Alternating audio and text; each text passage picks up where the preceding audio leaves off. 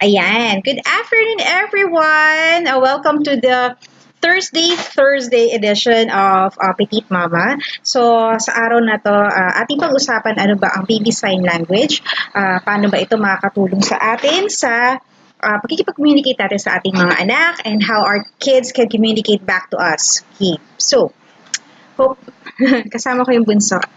Ayan, hindi pa kasi siya natutulog. Right.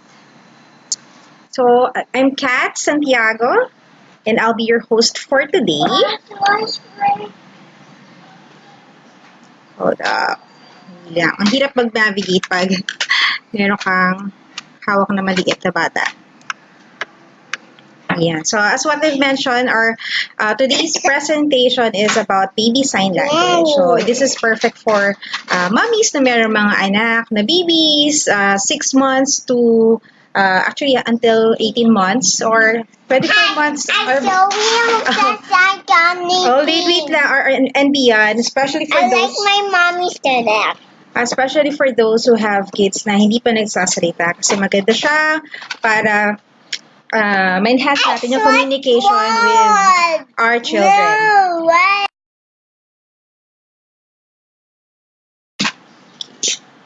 Totoo eh, kung tao sa Yeah, ang hirap ng gising sila. Okay. I'm Kat Santiago. I'm a homeschool mom. I'm a mom to 3 kids. I have 3 kids. I have Kuya V. He is 8 years old. I have a 3-year-old Z. And our bunso just turned 2 years old. Okay, so all of my kids have we have used baby sign language with them. Someone in this school, how you watch school? Later, anak, later.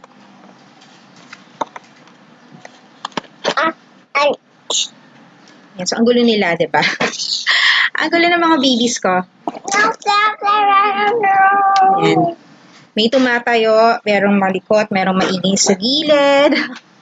Kasi pa sila natutulog eh. Ayaw pa nilang mag-nap. So, na-timingan tayo. Kanina nag-act up si Facebook, ayaw niyang mag-connect, pero thankfully, umayos naman siya just in time for our Facebook Live.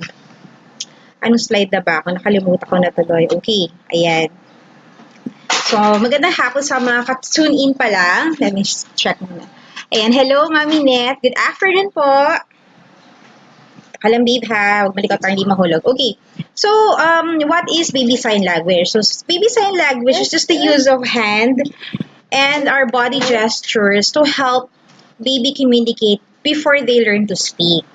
Yan. So, kahit mga baby pa lang sila, kaya na nila makapag-communicate kung ano gusto nila, and what are their needs, what are their wants, through gestures, through their hands. So, they can start, you can start doing baby sign language to your kids as early as 1 month old, pero don't expect them to sign back to you. Usually, they sign back at least 6 months old. So, for my kids naman,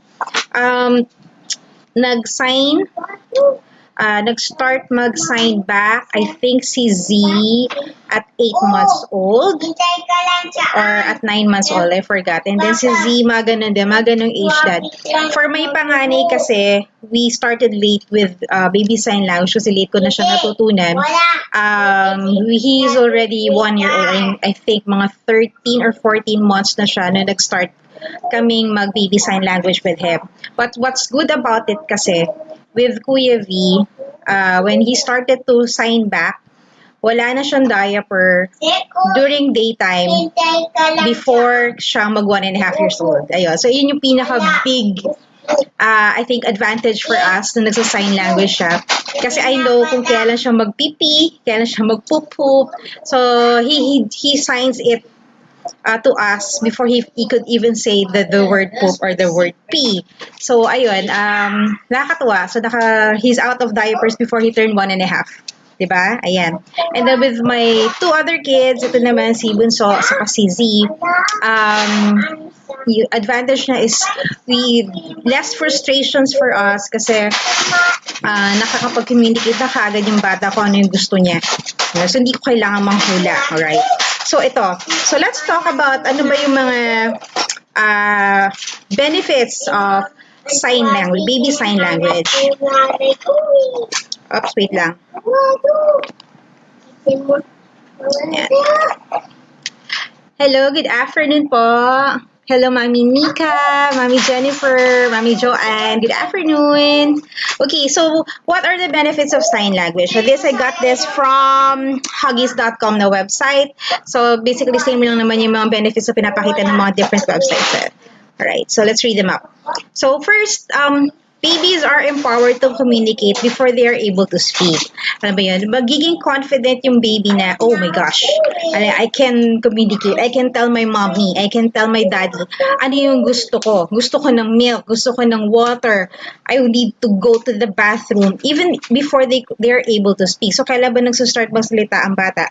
Nagbababble na siya at 6 months, 7 months, diba? Tapos the first words between 8 months to 12 months.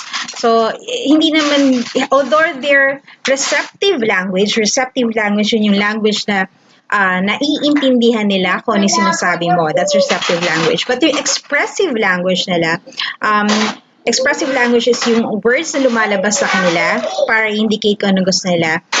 Medyo matagal pa yun. Yan. So, it helps na the babies are empowered kasi, oh, I can tell my mommy I need milk through sign language.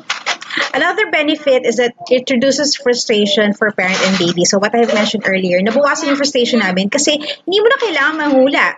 Kailangan ba ng tubig na anak ko, baby, do you want water? Hindi mo na kailangan manghula, gutom ba ito? Or inaantok ba ito? Kasi they can easily sign to you what they need and what they want. Another benefit is that it enhances the bond with baby. Maingay anak ko. It enhances the bond with baby kasi you get to communicate with each other and the baby trusts you kasi nararamdaman niya na naiintindihan mo siya. Kaya, and it provides that wonderful bond between you and your baby. Another benefit, it provides insight into your baby's mind and who they really are. So you'll get to know what your baby wants. Ano ba yung mga type niya, yung temperament niya, mag-gauge mo na kung ano yung personality ng bata through sign language. Ano ba ito? Pagnana? 1, 2, 3, 4, 5. Okay, fifth. Yes. Fifth benefit of baby sign language is that they say it stimulates the intellectual development and memory of the kid. Kasi they tend to focus on the sign. They tend to focus on the sign, on the word related to that sign, what it means. Ayan. So, it stimulate siya. Sabi nga nila, tumatalino daw yung bata pag nagbe-baby sign language. I don't know. Okay naman yung mga anak ko. So, siguro, it helps. Siguro talaga, diba? It can accelerate the speech process. Alright. With two of my kids, lahat nga sila na baby sign language kami. With two of my kids, talagang advanced sila sa pagdating sa development on their language. But with Bunso, Bunso naman is okay naman siya. Hindi naman siya delayed. Hindi lang siya kasing advanced ng dalawa. Alright, so so siguro yung accelerated speech process really depends on the child. But with my two kids, it really happened.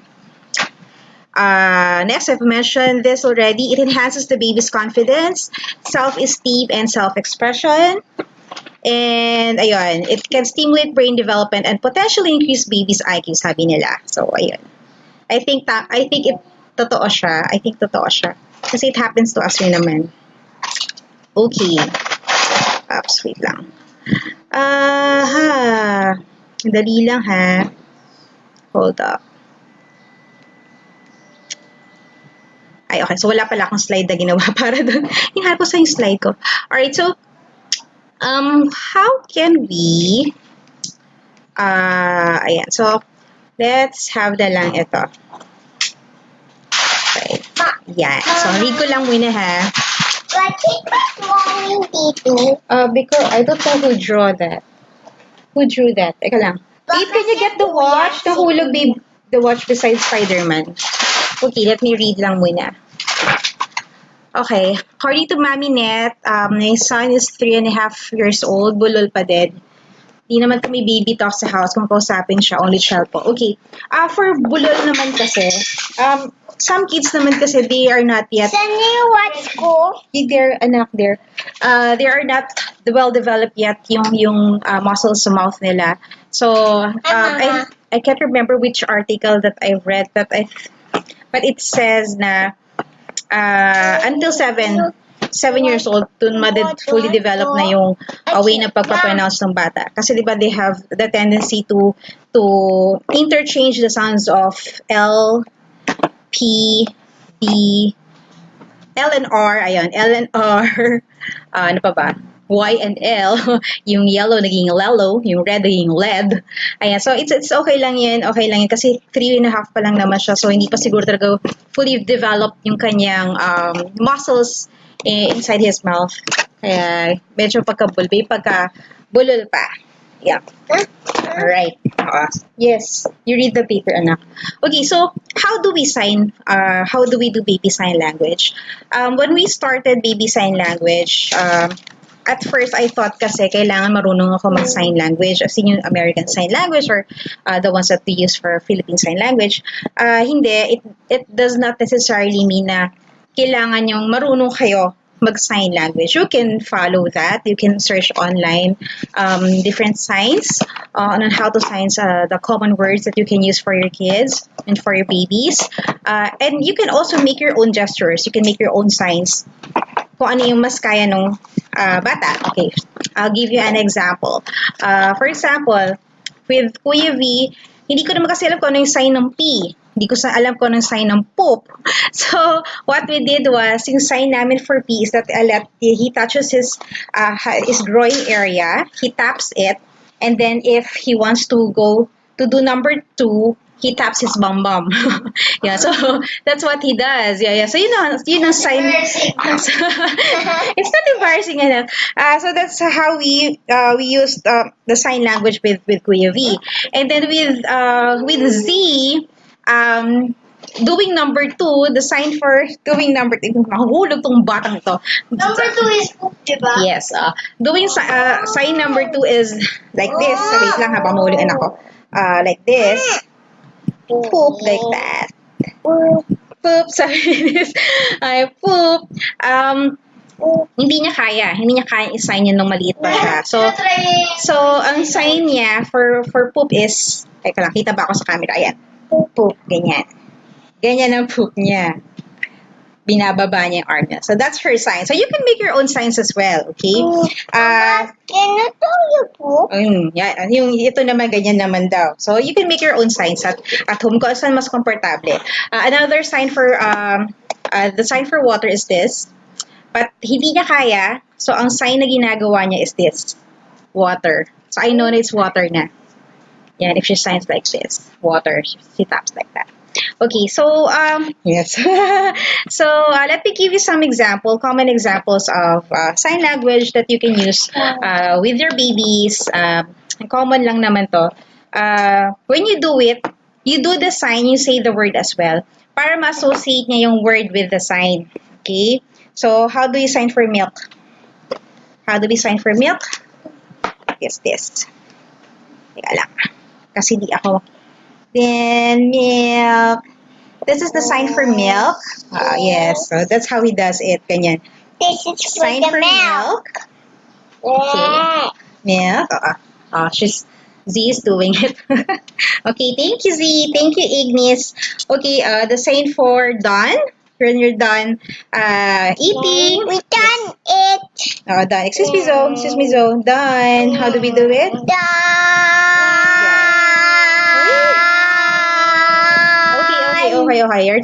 My turn. Mama's turn. Okay. Wait for your turn. Okay, so done is like that. So yung going forward na siya. Done. Okay, next. And the next is sweet Z. Mahulog si brother mo. And the next word would be more. The next word is more. This is Ignis's favorite. How do you sign more? Show it there. Sign for more. More. He wants to eat more. He wants more. Oh yes. What? More. He wants to eat more. Okay. Next is the sign for eat. This is eat. Ati pa ako. Oh, how do you sign for eat? Okay, come on. Come over here. That's for eat. I look better and me. Wait lang. Wait lang. My babies. Ayan. Oh, how do you sign for eat? Eat. Eat. No, that's more. Eat. Sign for more. Ito lang ha. Yung mic, the ano na. Okay. So, yung dalawang makulit, andito na sa tabi ko. Eat. Ayan. Eat. Kulit, no? Nag-aaway dalawa. Okay. Ate. Go down na. Mahuhulog si mama. Bye. Oh, you say bye. Bye. Thank you. Okay.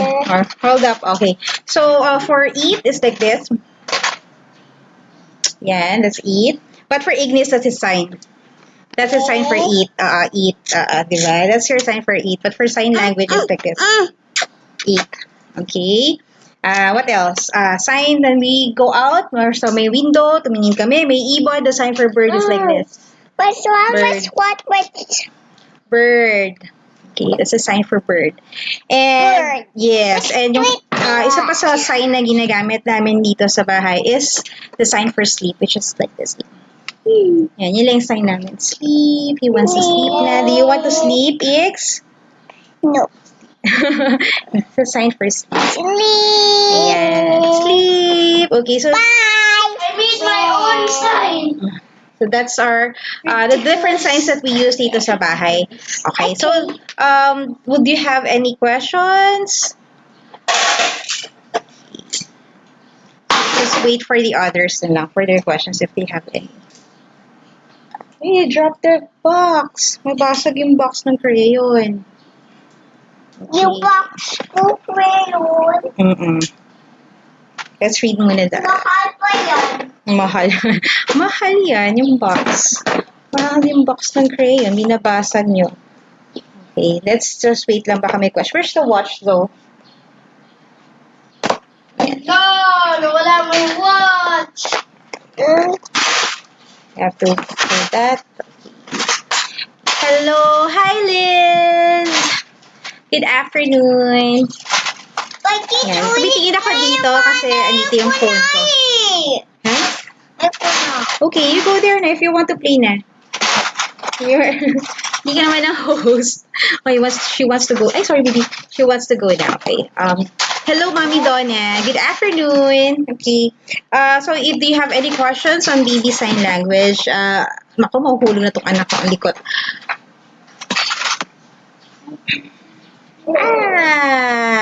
Hug. What, hug? Hug. Okay, hug. Hug. I got my feelings. You got your feelings? We don't use this sign, pero this is the sign for mama. Yeah, sign for mama. We don't use it.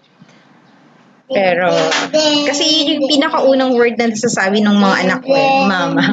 Kaya, hindi ko na tinuro yung sign. Kasi, ano na sila. Na alam na nila how to say it. Yes, so. Okay, so, if you don't have any more questions, or you can just comment down na lang na questions kung ikaw ay team replay.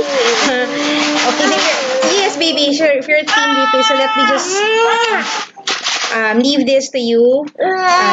Yes, this quote by Debastish Merida, and she says, to profoundly understand a baby, you must first be a mother. So, tayo mas nakakalam at nakakakilala sa kanila. So, we can make our own signs. So don't be afraid. You don't have to be a certified sign language person. You can do your own sign. Yes, so, yes, what is it? Nakita siya ng car sa labas. So, ayan. So, I'll see you again in our next Thursday edition of Petite Mama's World. So if you have any suggestions, any topics you'd like us to cover for this particular and for another episode, just leave a comment down, or you can send me a PM as well. So I cover topics on parenting and homeschooling. Ayan na, mahulog ni anak ko. So again, thank you again for watching, and I'll see you soon. Bye-bye! Bye-bye!